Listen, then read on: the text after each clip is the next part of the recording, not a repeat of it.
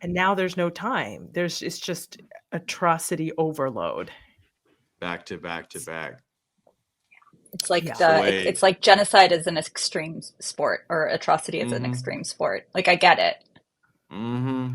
They're doing it the way LA Lakers put up championships with the Kobe years, where it's just like every single year. Anyway. It's a disaster. Yeah. It's a total disaster. I don't even know what to say anymore when I get asked to go on in. I don't know what to say anymore. Like, what I can, because you say, like, they're bombing tents again, they're burning people alive again, they're bombing hospitals again. But I think it's people are so desensitized to these atrocities that just saying that they're doing it again is not registering, even though it's so atrocious and it should never be normalized and we shouldn't be desensitized to it. But how do you resist desensitization to something that is happening every single day for years now? And that's the point, right? We're supposed to be desensitized, then we can normalize it. And then I can be like, oh, I saw 6 burned babies today, and now I have to go to work. Yes. And that's exactly what happened today. This is exactly what happened today on April 17th, 2025.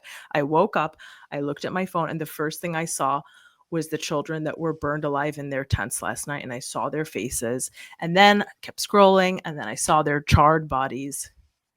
Right. And then it kept scrolling, and I came across a snapshot of an Israeli Telegram channel where that same picture of the children's charred bodies had been shared, and they were liking it, they were laughing, they were giving it hearts, and they commented that there was cheap coal in Gaza to be sold today.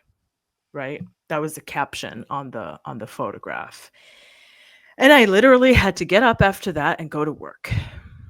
So exactly what you said. And I don't think there's any therapy in the world that can unpack that, because it's not normal. We're not meant to live with that. This is not supposed to happen. Humans are not made to know that type of trauma or to witness others experiencing that type of trauma. So yeah. It is and instead of actually talking about that, we're supposed to have conversations about whether anti-Semitism is a problem. I'm like, right. That's why we care less. basically never have that discussion here. Yeah. We know it's a distraction from the ongoing genocide, which is so brutal and so disgusting that it demands literally all of our attention. But then you see, like, the discussion in the public discourse, the mainstream public discourse is only about that, right? Yeah. It's only about that. And, you don't hear words like anti-Palestinian racism in the mainstream public discourse. You don't hear genocide in the mainstream public discourse. It's a bit of a branding issue. Well, it's a gaslighting. It's a gaslighting issue, I think. Oh, no, I know. I'm just saying they've done such a good job with their psychological operations campaign, with their brainwashing campaign of the Jewish community, that they have managed to dominate a conversation and have people repeat things back to you that are Zionist talking points without them even knowing that they're saying Zionist talking points. We've seen kind of Palestinians break through this digital dragnet of both surveillance and suppression. But now we see this new report coming out by Meta saying that they have absolutely, geared a conversation in a certain way to support Zionism. Yeah, they've deleted 94% of all content related to Palestine since October 7th. At the request of the Israeli government. So basically that means that all the content that exists right now, the evidence of the genocide that we see, that is being streamed to our phones because of Palestinian journalists, Palestinian civilians, even the Israeli soldiers committing the crimes themselves, that is only 6% of what was originally posted. And what was originally posted is only a small percentage of what's actually happening. So you can query how awful the actual reality is and how it is not something that we can even comprehend based on what we've witnessed.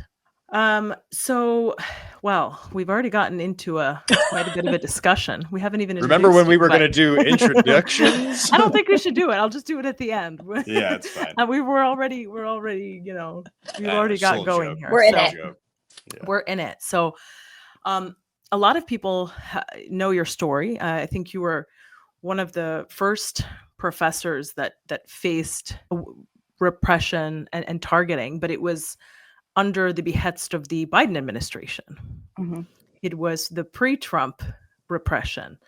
And so maybe you could just start by giving us an update of where you are at right now in terms of challenging what has been done to you. And then we can move into what your views are in terms of watching what's going on right now take place. But before you start, really sorry, I thought fascism started on January 20th of this year. It's news to me. Go ahead and tell me your story, because Right? I've never, Yeah. I guess the rubber bullets that I was shot with in 2020 were democracy rubber bullets. Anyway, Yeah, please they're tell so me much about it. softer. They're so much softer. And, you know, the thing about the Democrats is that when they genocide folks, mostly Muslims, they do it with a smile. They're really sweet about it.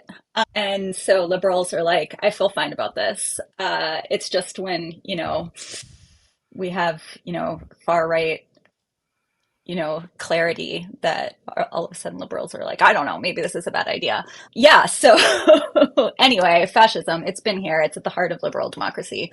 And there were a bunch of us faculty members who were tenured or on the tenure track who were experiencing repression last spring and fall. But really, like, what was happening in the academic year, I guess 2023 to 2024, was that just lecturers, adjuncts, contingent faculty, staff members were just being unceremoniously fired because they didn't have any, you know, institutional protection. And I mean, honestly, I started being targeted on October 12th. The Zionists had been laying in wait, and they were very prepared. I had taught at a very Zionist college. On their website, they say, you know, we're proudly Zionist. We're a safe space for Zionists. And I had been teaching. Oh yeah. The college is kind of run by Hillel. Hillel is one of their biggest donors, and yeah, they're just like very, very proud of their Zionist identity. Did you know that before? So I didn't understand the reality of this until I accepted the job, and then very quickly realized where I was going to be working. This was in 2015. But I also was like, I'm Jewish. I teach about Palestine. I'm the one who can be doing this work because, you know, we were so young then. It was mostly Palestinians, Arabs, Muslims who were being attacked, fired, losing job opportunities for talking about Palestine. And there were a handful, you know, Norman being one of them, anti-Zionist Jews who have gotten, you know, in trouble with the Zionists on like an institutional level. But for the most part, I thought I would be protected. Funny how things changed after Al-Aqsa flood. But yeah, so in the fall of 2023, my teaching was a concern, then my publications were a concern. And by November 2023, the college was very concerned about my social media. And so in January, there was an accusation brought by a student in Hillel leadership who claimed, and you know, I retell this story and I think about how outraged everyone was over a year ago, where the accusation against me was that I criticized Zionism and Zionists. And, you know, this Jewish Zionist student argued that Zionism and Judaism are the same thing. And therefore, I was violating the student's right to an education because the student who I had never met in my life wouldn't feel safe or comfortable taking my class because I criticized Zionism. People were like, oh my God, Zionists, that's not a protected class. And now we're just seeing institutions across the country being like, oh yeah, it is. Here we go. And we've already normalized that. But anyway, so I was put on leave in January. I was told I was fired in May after an investigation that basically revealed that I didn't violate any policies, but the college still moved to termination. I fought 2 appeals. It was very clear that there was like no real case against me, but I actually resigned a few weeks ago and feel like time, energy, and resources can be put towards bigger fights than small private colleges in Allentown, Pennsylvania, as students are being disappeared and deported. And I think that's where our legal power and money and attention needs to be right now. So I am now free of academia. Wow. Thank you so much for everything you've done and everything you've sacrificed. What are your plans moving forward? I appreciate that. I also think, we've been facing fascism, we're facing genocide, we're facing the complete erosion of any semblance of freedom and democracy we might have pretended that we have. I think folks losing jobs is kind of the like bare minimum of what we need to be sacrificing right now. Like I'm I'm fine. I'll keep teaching and writing and you know, firing off my big mouth, regardless of where I'm working. So, I think what I would just love to see is that academia decides to save itself, which, I'm not sure is going to happen. But regardless of with what happens with academia, I'll be teaching and writing in some capacity and pissing off Zionists and, you know, doing the work. And I mean, if we turn Michael, if we turn to academia, I mean, in just in the last few weeks alone, there's been significant intensification of the Trump administration's repression and crackdown on universities in the US in response to what can only be described as advocacy to end a genocide and in support of Palestinian rights, which of course are guaranteed under international law. And some of the measures that he has tried to implement include threats to revoke tax-exempt status, suspension of federal funding for these universities, and of course, as we have seen, the targeting of international students, including students with green cards, their disappearance, and threats of deportation. What do you make of the response by the universities? I mean, we've seen Columbia essentially capitulate and bend over backwards to try to, acquiesce completely to Trump's demands. We've seen a minimal, and I don't want to give them any credit for this, but just the slightest pushback by Harvard in the last couple of days, because they said, okay, wait a minute, like you can't audit every single course that we teach. You can't, appoint an administrator to oversee every single course. And they're like, if you did that, you would see that we are teaching people terrible economic theory. If you audited every single course, we'd never be able to scam the entire population.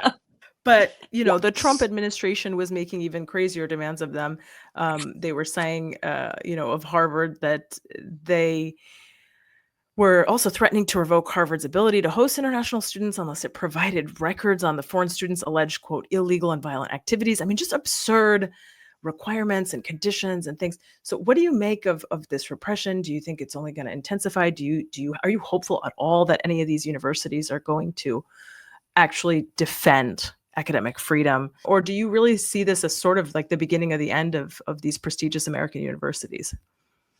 Yeah, that's such a great question. It's such a hard question. And I think, I enter that question from a couple different places. One is that, the thing about Harvard, what was it? Just a few months ago, we were all slamming Harvard for adopting the IRA definition of anti-Semitism and, settling with Zionists who felt like their feelings had been hurt. And so they were, entitled to $500,000. And now all of a sudden people are like, oh, Harvard, you're a hero because you don't want the fascists taking complete control over the institution. Like, I think we all need to calm down over that.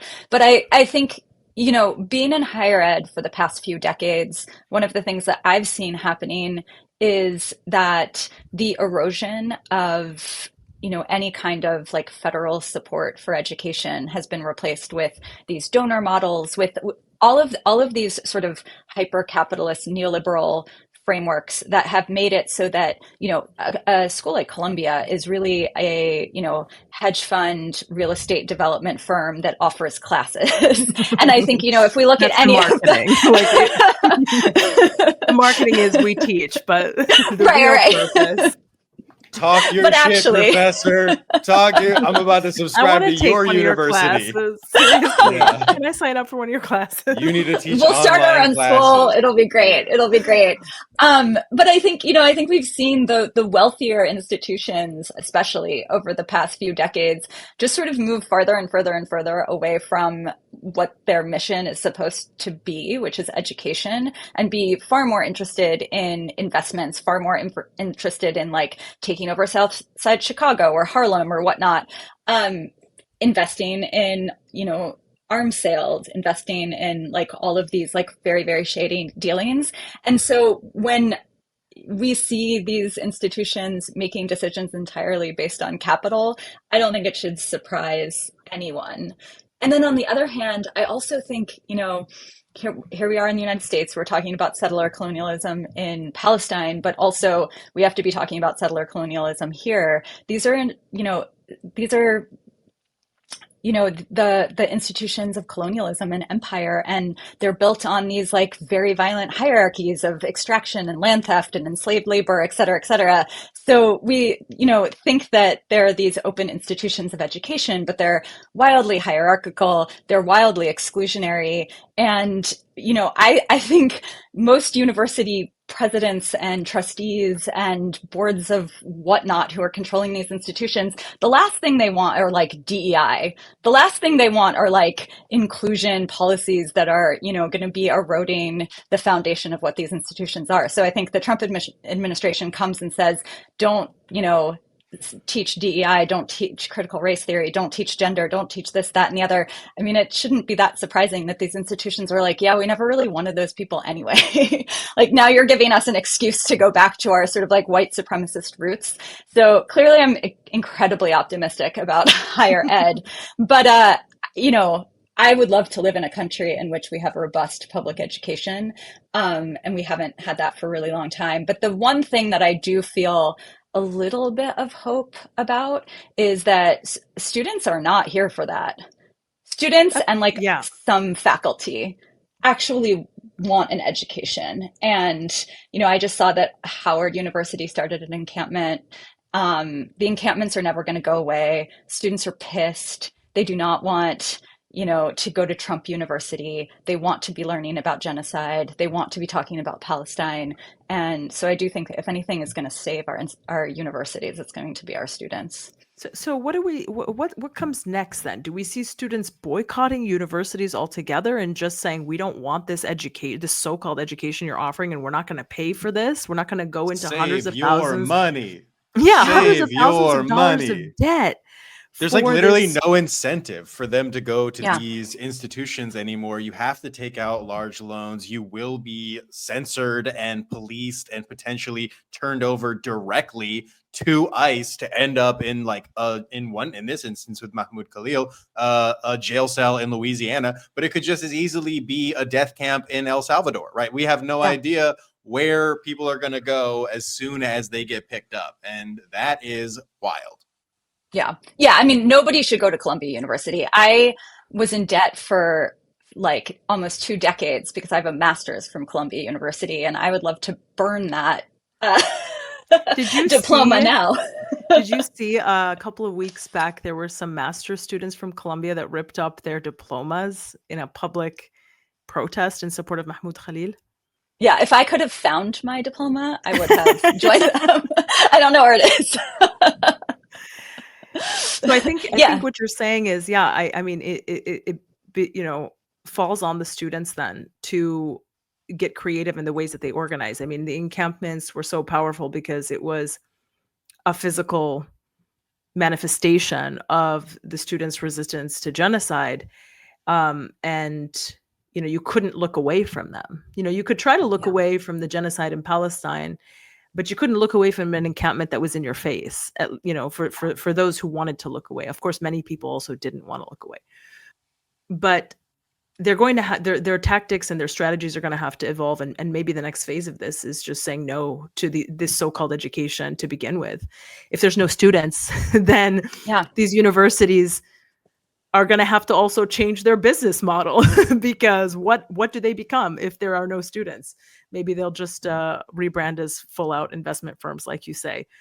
I have a Who funny knows? story about like the sort of future of the university. So a few weeks ago, I was supposed to give a talk at Lehigh University, and the Zionists lost their mind. There were like 300,000 robo emails about how I'm a terrorist and shouldn't be allowed on campus. So instead of giving a talk on academic freedom, there was this like locked down panel on academic freedom in which I was like one of the people. It was totally, the police were everywhere. We were limited in what we could say, like how long we had. I mean, it was a total sham. But one of the people on the panel was the provost. And somebody asked a question about, how do we save this? And my answer, because I'm an anti-capitalist, is always like, the money is there. If these elite universities would just pool their endowments and just lock out the federal government and donors, like there is enough money to keep any institution that wants to survive going for a really long time. Like we don't But they need, want more money. they want more money. But then the provost was like, you don't understand how endowments work because the money is like locked up and allocated in all of these ways. And we, wouldn't be able to run all of these universities on our endowments for more than a year. And I wanted to be like, I made $80,000 as a tenured professor who was chair of my department. You make close to $1 million. So maybe that's the problem here. Maybe people like you, who I don't even understand what your job is, shouldn't be making millions of dollars that our students are in debt for and that our faculty are not benefiting from. And, then you're going to build a sports stadium and then you're going to, build a new business school and you're going to do all of these things. So we actually have the resources if we actually thought, in a like socially minded way to just lock out the federal government, rethink education, make these schools into schools again, and stop paying administrators, millions of dollars to basically be fundraisers and the Gestapo. But, nobody's asking me about how to save IRED. Harvard actually a couple days ago announced that they're suing the Trump administration. Let's see how that goes. It's not like, I don't have too much faith in these lawsuits simply because we've actually already seen the Trump administration ignore court decisions.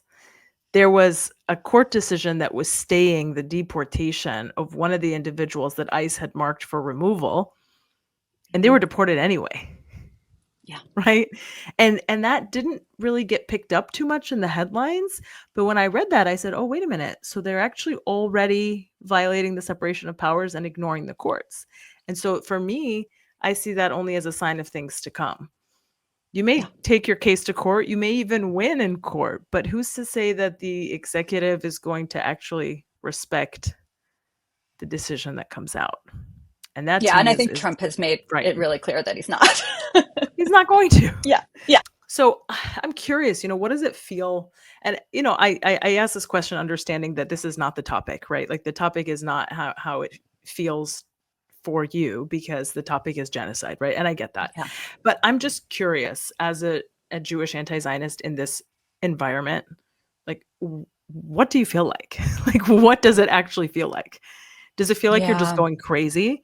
I mean, as you note, it's a complicated question to think about. I also, I have the benefit that, I didn't have an awakening a year and a half ago. I had an awakening as a teenager. And I should get a bumper sticker that's like anti-Zionist since 1996. So I've had many decades of learning how to be like hated by my community. So I'm not like, I never had to unlearn Zionism. I never had to like give up, some love for the Zionist entity. But I do think that in both helpful and devastating ways, the past 17, 18 months has been really clarifying. And I have the benefit of having been raised by parents who, well, I wouldn't say they were anti-Zionists, they weren't Zionists, but I was raised in a Jewish community, so it was Zionism. And I want nothing to do with Zionists. I want nothing to do with Nazis. I want nothing to do with white supremacists. I want nothing to do with Zionists. And so in some ways, parts of my world has really shrunk, but other parts have, been made bigger. And I guess I went to a Passover Seder this past weekend, and I really appreciated the desire for anti-Zionist Jews to try to like think about can they create a sort of, and I have a history of going to anti-Zionist seders. It's not like that never happened before, but I as much as I loved the idea of trying to create that space, I also was like, this isn't a space that I want to be in right now or maybe ever. I think that not like I think that we do see spaces in which anti-Zionist Jews, whether it be the encampments, whether it be protests, whether it be whatnot, are really, really, really screaming as loud as they can against genocide. But I also just am disgusted and devastated by the like at best liberal approach to a both sides narrative that often still is hand wringing about anti-Semitism. Like I just don't want to be having those conversations. It's liberation or nothing. So anyway, that's an anxious way of saying I try not to think about it too much because Yeah. I think I would just like take everything that I have and just like slam it against the wall just to like hear things break. I'm furious Yeah. most of the time, but most of it is Furious, yeah. devastation because And genocide. devastation. Yeah. Yeah. Yeah, because Yeah, you're one of the things that you posted is, quote, do not cower to Zionists, quote, shame them, do not welcome them in your spaces, do not make them feel comfortable. Why should those genocide-loving fascists be treated any different than any other flat-out racist? Don't normalize Zionism. Don't normalize Zionists taking up space. Thank you Yeah. for saying that. Well, I didn't actually. So funny story. Remy Oh, Kanazi really? wrote that. Remy Yeah. Kanazi Oh. wrote that. And then I reposted it, and that's what I was fired for.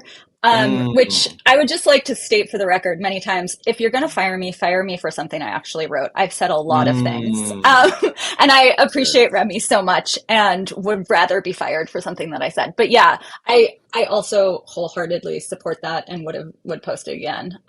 There's nothing redeemable about Zionism. I would like to see Zionism completely eradicated and the Zionist entity cease to exist. And I have no interest in apologizing for that. Well, that's the clip. Thank you so much. That's amazing. I mean, it's so connected to the material reality that they have created that it's so obvious because from our perspective, we wake up every day and see that they're burning families in their tents that they've been displaced in. We wake up and see that they are recording confessions. They are saying, we have imposed a total siege on Gaza. Not a single, grain of wheat is going to enter Gaza. Now, remember, there was a time during this genocide where Israel used to say, we're not blocking aid, and then they would block it anyway. That was when they went before the ICJ, when South Africa brought them, before the court in the genocide case in late 2023, early 2024. And there were a number of hearings that continued in those months. And Israel sent lawyers to The Hague to argue essentially, oh no, you've got it all wrong. Like, we don't block aid. Look, we just let in X amount of trucks the other day. We do everything we can to facilitate the entry of aid. We're just targeting Hamas, et cetera, et cetera, et cetera. The court ended up finding that they were still blocking aid because it looked at the UN data, because there's actually empirical data of the number of trucks, humanitarian aid trucks that go into Gaza. And it ordered a number of binding provisional measures orders, ordering Israel to facilitate the entry of humanitarian aid in accordance with its obligations under international law, in order to avoid catastrophe in Gaza, in order to prevent the genocide. Israel ignored all of those orders. And ever since those orders were rendered, the situation has only become more and more serious, to the point where yesterday, the UN reported that the humanitarian situation in Gaza right now is the worst that it has ever been in the last 18 months. For the last almost 2 months now, not a single truck has entered Gaza. And Israel's not hiding it. They're not saying, oh, we're letting in trucks, but we just have to check them. They're not doing that anymore. They are now recording clear, explicit confessions saying that we will not allow in any trucks. And they are starving the Palestinian people in Gaza in plain sight of the world, because when they lied about it initially and nobody forced them to comply with the ICJ's orders, they realized we don't need to lie. We can just tell everyone what we're doing, and it doesn't matter because states don't hold us to account. The EU is still our largest trading partner. The US sent another shipment of weapons this week. So there are no consequences for not following the orders of the courts. So why should we even lie? Let's just be the fascists that we want to be. Like, we don't even have to pretend anymore. Kind of like how they used to say all this stuff in Hebrew, but then lie about it in English.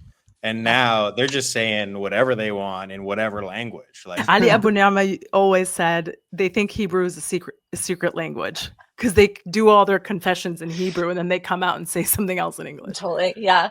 I think it's wild because I think the US has proven time and time again that no matter what the Zionist entity does, it can do anything it wants. It's every day the idea that it can't get worse is collapsed and destroyed. But no matter what that entity does, the US will continue to send aid and cover.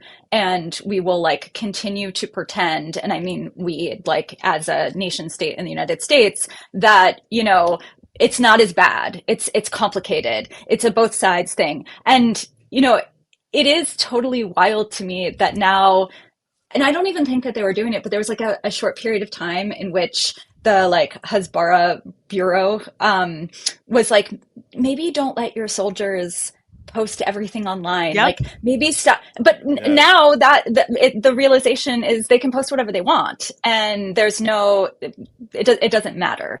The West will continue to provide cover. It's really I've never used this metaphor before, so it might not work, but it's that totally sadistic monster baby king in Game of Thrones, where it's he's going to be in power no matter what. So let him do all of the violence. We'll continue to prop him up. We'll continue to extract resources so he can be a psychopath. I'm not sure why I'm thinking of Game of Thrones, but I definitely think that the Zionist state is this little psychopath that, all of the advisors are just let him do whatever he wants. I guess provide our cover. Game of Thrones fans will absolutely get that reference. You're welcome. I have never seen Neither an of episode, us are, so I'm but gonna have to we just believe take your you. word for it. It's actually a very, very good not satire about colonialism. It's what if we didn't have an imagination and we created fantasy that was basically Western imperialism? That is Game of Thrones. So there's a character that reminds me of the Zionist entity. Well, from an international law perspective, it's really simple what's happening. It's that there's no accountability. And when there's no accountability, impunity breeds more lawlessness, more brazen violations in greater quantity and in greater, ferocity. The only thing that can reel that belligerence in is tangible measures to actually inflict pressure that will then cause them to think twice and stop, the killing and the starvation. These measures have largely not been applied, save for, some very rare cases. But those are not enough to get it to change its behavior. And in a system, in this global system where we don't have this global police force, it falls on the states to implement the orders of these international courts. And when the states fail, these decisions are nothing more than, words in a desk drawer, as I always say. So unfortunately, this is where we are. And,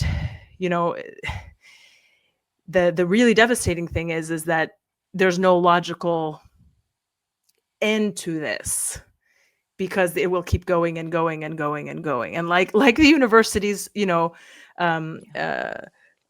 unending, thirst for more cash. It's an unending search for more land, more resources, more Palestinian land with less Palestinians on it. Regardless of anything, you can't change people's minds about what they've seen. Everybody knows what they've seen. And the latest poll that came out in March 2025. I think it was a Pew poll that said that 53% of Americans now express an unfavorable opinion of Israel, up from 42% in March 2022. This marks the first time that a majority of Americans have this view. So this is not going anywhere. Like, I can't imagine that with more repression, people are going to start to be like, oh, actually, Israel's a great place. You know, the more repression there is, the more that this administration is going to encroach on people's civil liberties in using Israel as an excuse to do so, the more it's going to backfire. Like, I don't see this changing anyone's mind to be like, oh, actually, all of those like burned children that I saw, like, no big deal. Yeah, the Trump administration is like, we actually pulled a death camp in El Salvador, and results are they're pretty positive. Everybody seems really happy with our genocide out there. So that's the data we're using. Yeah, there was, I spent a way too much time paying attention to Heritage Foundation reports, including Project Esther. I don't know if either of you or your readers have read it. I encourage people to read it just to know the background for this executive order of Trump's that is being used to deport students. But the Heritage Foundation report creates this non-existent, shadowy Hamas support network that, of course, doesn't exist, but is an excuse to destroy everything that's anti-imperial, etc. But at the end of the report, after just making things up, they have this graph in which they're making the argument that, Americans have been brainwashed because aside from Maryland, Florida, and one other state, 80% of protests around Palestine are in support of Palestine. And their argument is see, it's Hamas brainwashing Americans. And it's I don't know, maybe people just don't want to see burned babies anymore. Maybe people actually see what's going on. But anyway, the Heritage Foundation wanted us to believe that it's a Hamas network that's creating that and not just genocide. The Heritage Foundation is upset that their brainwashing plan is not effective. They're like, oh no, people are learning the truth. It must be brainwashing. Exactly. Our network of think tanks and institutions and media outlets is not effective anymore. But also consider how deeply dehumanized a people have to be in order for some people in society to continuously not be moved and to see those images and relish in them, and to find joy in them. And it's sadistic. I can only describe it as an army of sadists, or to the extent that those views are shared by people in that country, then it's a nation of sadists, because I just don't, I don't understand what kind of a headspace you have to occupy to see images of human suffering in that way that is so tremendous and to not be shaken to your core. What happened to you? Who hurt you? What happened in your life to make you this way? I don't know. Maybe I need to take a class on how this develops, because I just don't get it. I don't get it. Yeah, my friend Davidson Bodswell wrote an article that was I don't need therapy. I need powerful people to stop murdering innocents. Because it's there is no way to understand the headspace of somebody who's doing genocide. I'm not trying to occupy the mental headspace of a Nazi so I could be hey, how did your day-to-day work? I super don't care. We just, we reject Nazi ideology as we reject Zionist ideology because they are one and the same. They work together. Yeah. Lara Sheehy, who's a analyst. What's the term? She does psychoanalysis. She was fired. Is that it? Psychoanalyst. Thank you. That's the word. Has a book called Psychoanalysis Under Occupation, and is actually, before October 7th, she was basically pushed out of her job, I think at George Washington University. But she has recently said that, we want to pathologize this, way of being, but it's not mental illness, it's ideology. And when we pathologize it in like the lens of mental illness, we like don't we sort of remove our ability to look at the way that ideology creates these monstrous ways of being in the world. And Zionism is a monstrous ideology, and if you ascribe to it, you become a monster. You do monstrous things. But so like Yes. what's in it? Yeah, I don't know. I mean I totally I've heard that analysis before. Because what that means then is that anybody is susceptible to subscribing to an ideology, that there is no, yeah, that if you Yeah, the present problem it, is really bad. It's yeah, bad. Yeah. Yeah. yeah, yeah. I mean, I think like the thing that I take comfort in is that if ideology is something that you learn, it's also something that you can unlearn. The thing is that you have to want to do it. And I think the thing that blows my mind is, I don't know what's happening in Israel. It's not, you know, I haven't spent time there. I haven't talked to folks about, I just know what I Well, I'm read. sure you're banned, so I mean, I would hope so. But I do think, if you're a Zionist who's living in the United States and still buying into the notion of Zionism as, the center of your Jewish identity, then you have to be actively refusing to engage reality, which means that you could actually choose to engage reality. If it's a mental illness, there's nothing that we can do, right? But sure. if it's ideology, then like it is the responsibility of Zionists to unlearn Zionism. It is the responsibility of white supremacists to unlearn white supremacy. And it can be done, but there has to be the drive there. And supremacist ideologies, which is not something that I understand from a personal angle, but I guess it's a pretty powerful way to understand yourself in this like hyper capitalist world that's all about scarcity. I kind of liken it to a cult, I think, because cults operate on ideologies. Just want to talk about sort of like the overwhelming repression against students, how students have been made the center of the disappearing cases. As a professor, how do you feel about that, and any reactions? Yeah, I mean, the general sense that of how I feel about it is just fucking terrified and devastated. And, I think on the one hand, every person who has been disappeared or forced to flee or, deported or whatnot, like that story is a whole like world that needs to be focused on, not within the context of what's to come. But I also think that if folks are not aware of the fact that first you go after like foreign nationals, then you denaturalize folks, and then you go after citizens, like, nobody is safe when someone can just be disappeared off the street. And the problem is that this has been happening for a very, very, very long time, since the, development of ICE. And so we're just seeing the next step, the sort of like logical conclusion. And it's scary on so many different levels, and infuriating. And also it's been happening. And have we been paying attention? Have we seen this story? These cases are getting a lot of attention, and they should. And also ICE is doing exactly what ICE is designed to do.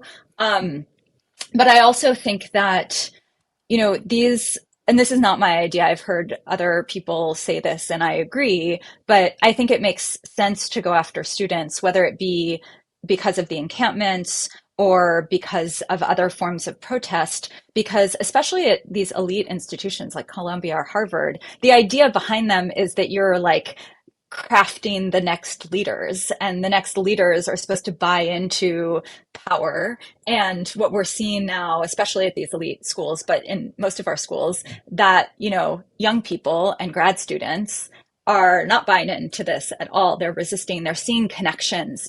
At the University of Chicago, the encampments were thinking about how it's not just about, it is about genocide in Gaza, and that is the center of it. But also we can see how this is, connected to climate collapse and gentrification and policing and all of these things. It's happening at Columbia. It's happening at UCLA.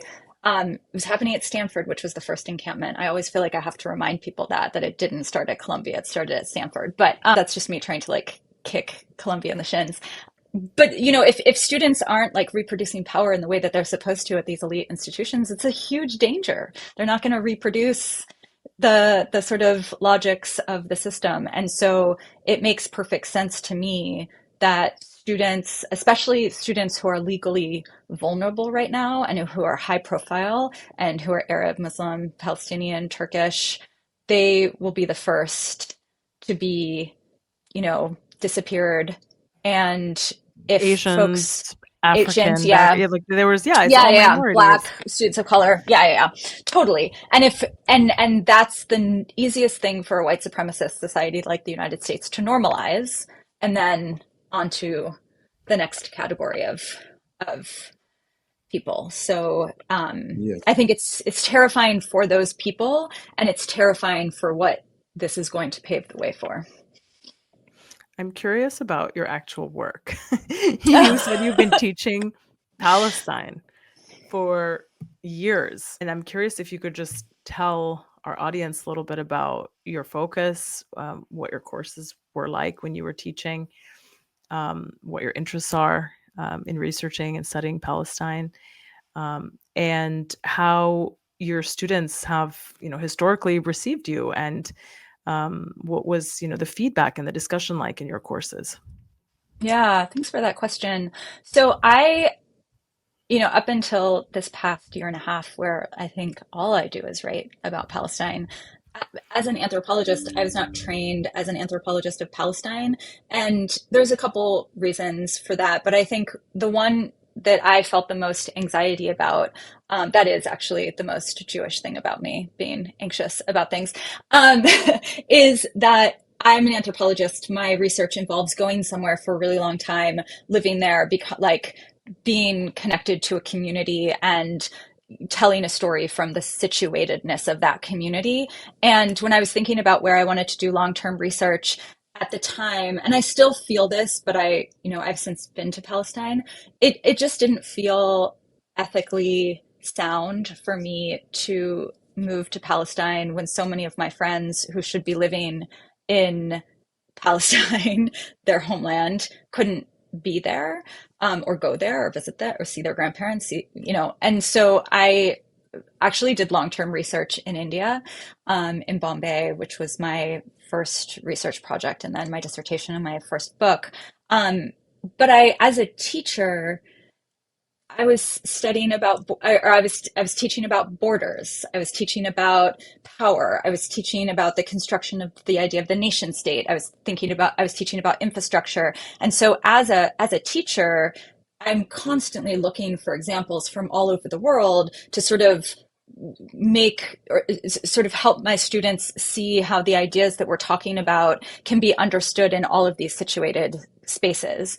And so Palestine was always relevant. If I was talking about infrastructure, I'd be talking about checkpoints, I'd be talking about roads, I'd be talking about walls. If I was talking about medical anthropology, I would be talking about, the sort of health system in Gaza, or I would be talking about,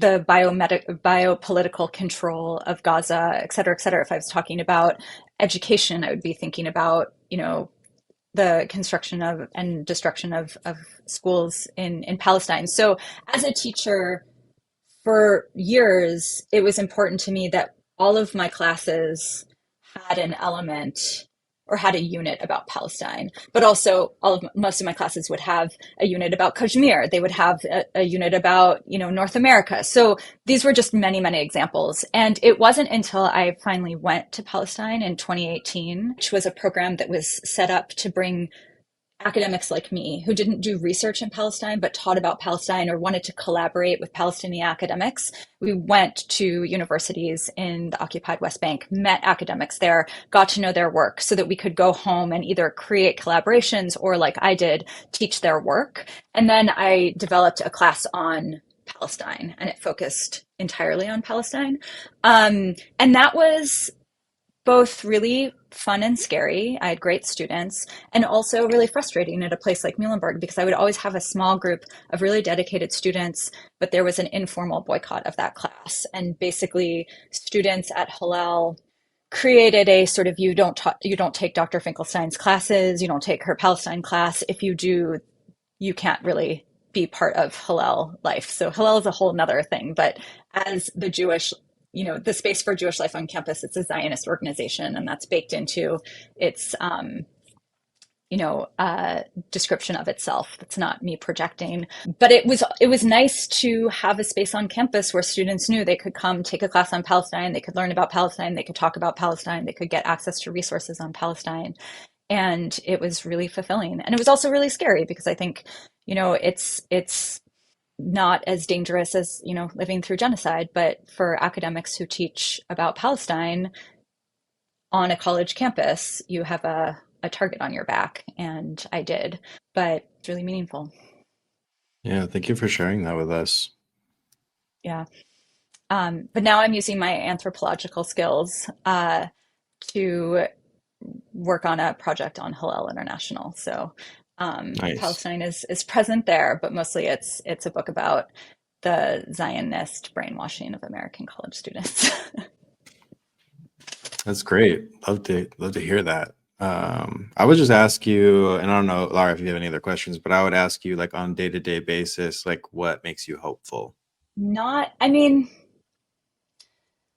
That's such We a try to end hard question. Yeah, Because we do a lot of sad in between, I know. and so it's nice to sandwich it with something Yeah. hopeful at the like, end. But if there's hey, nothing, No, that's I have real. things to say. Listen, I always have things to say. It's, for better or for worse, I always have things to say. I think that when I think about hope, I want to be very careful.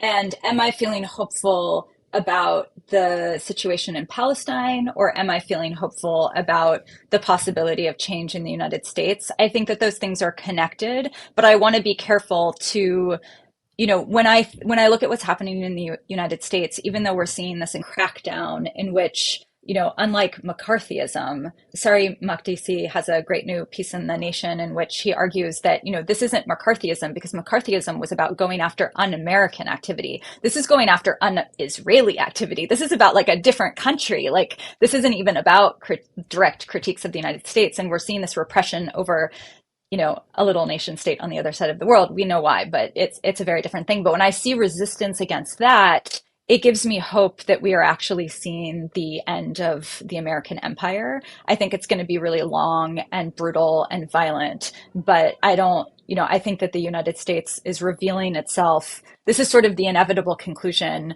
of this very violent experiment that is a settler colonial experiment, fueled by stolen land and stolen labor. So it doesn't surprise me that we're here. And I do think we're watching the collapse of the United States. And I think that eventually, I hope something better will emerge. But that also is a devastating thing to think about in terms of the acceleration of the genocide in Gaza and the way that it has expanded to the occupied West Bank. Because then my question is like, who's going to live to see this?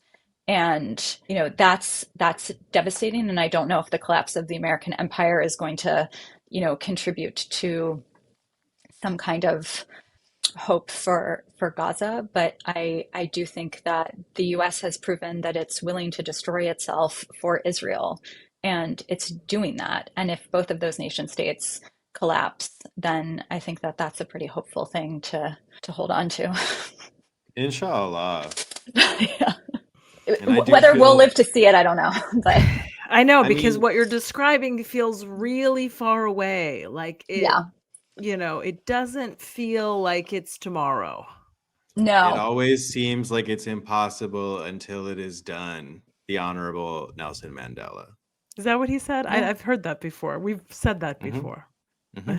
And then there's that Ursula K. Le Guin quote that I also always butcher. That's like, no one can imagine the end of capitalism, but nor could they imagine the end of the divine rights of kings. And, I didn't think that this complete descent into fascism was going to happen so fast. I thought we had like 5 years, but instead within like less than 5 months, it seems like we're like fully there. And we're headed towards like revolutionary times without many sort of revolutionary infrastructures in place, which is a scary place to be. So join your local mutual aid group and get into group chats, but don't do any real work on your phone. All right. I think that's good for this episode. Oh, Perfect. thank you. That was a pleasure. Thank Yeah. you. It was so nice talking with you both. Yeah, I If there's appreciate anything you both if too. there's any like call to action you want us to promote, we can put it in the link or anything, or any of your work or anything like that. Thank Yeah. you. I mean, I think like we could throw up like a bunch of mutual aid workshops for Gaza, Samir Project, Gaza funds. If they're, yeah, I keep trying to figure out where the best way to send money is, but The Samir Project's great. And they just Yeah. plugged Palestine Action. Because they're like, hey, like donations are good, but like you need to build an infrastructure to stop the weapons from coming over. So yeah. this is how you do that. That is another episode of the Palestine Pod. Thank y'all so much for listening. Check us out on our website, www.palestinepod.com. Follow us on Instagram at the Palestine Pod. Send us an email at palestinepod@gmail.com and look for us on Patreon, www.patreon.com/palestinepod. That has been another episode of the pod. Thank you all so much for listening. Have as good a day as you can. We used to just Thanks. tell people to have a good day, but Then it sort of It's like became when- hard to do that. and it just got like a little bit Weird. more like lukewarm. It was just Yeah. like it didn't feel real. I was like, have a good day, and it was like, okay, well, we're all having a bad time. So Yeah. I don't trust anyone who's like, I'm doing great. So Yeah. that makes sense to me. We can start telling people to join the Patreon. The show wouldn't be possible without a Patreon. You got to get on our Patreon. Support us on Patreon. You can, because like I've been watching all these other podcasts and they just keep plugging Patreon like all the time. yeah, I'm gonna clip what you just did right now. Okay.